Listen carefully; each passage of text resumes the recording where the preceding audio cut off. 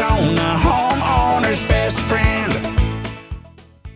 Where we're going today is looking at all levels of an elegant garden. What are the benefits of it? Why would I want to have a beautiful, elegant garden?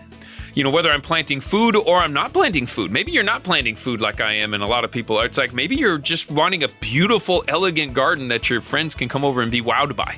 It's like, why would I even want to do it? What are some of the incentives to do it? How do I make it easy on myself, my gardeners, my landscapers? How do I make it so it's cost effective and still holds that beauty? And then if you're like me and a lot of people, it's like you're growing food at the same time. Well, then how do we do that, produce food, and keep it looking beautiful? And that's a lot of what we'll dive into today. I mean, we're gonna dive deep, not your Arizona rainstorm deep. We're going, we're trying to get that good cultivated soil deep. And when you're saying maybe you're growing food, maybe you're not, if you have a good garden area and you've designed it right and you've got good soil establishment, you can change. Yeah.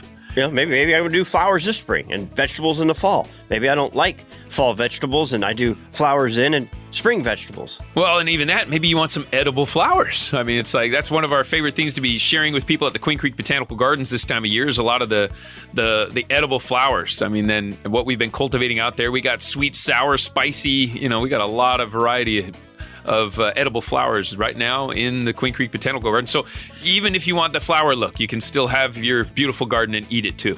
And if you're hearing this for the first time, edible flowers, you can go to today's podcast link. I'm going to throw it up right now to our, I think it was either June or July last year. You did a whole hour and you had a nice list of all the different edible flowers. And so I'll put a link there if that's just something that kind of perks your interest. I'd like to know more about that. Yeah, find out.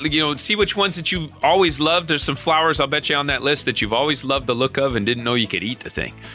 And a little caveat, word to the wise is that don't just eat any flower you see, and certainly not the ones you buy from every nursery, because some of the nurseries are growing them just for elegance. And they actually put systemic pesticides that are inside the soil mix that go up into every cell of the plant. And then if the bug eats it, the bug dies. So if the bug's going to eat it and it's going to die, well, if you're going to be eating it, you might be in a similar scenario. So don't... Pretty clever tactic against bugs if all you're going for is decorative. Yes. Or ornamental. If all you're going for is decorative, that's not going to be obviously offensive to your stomach lining.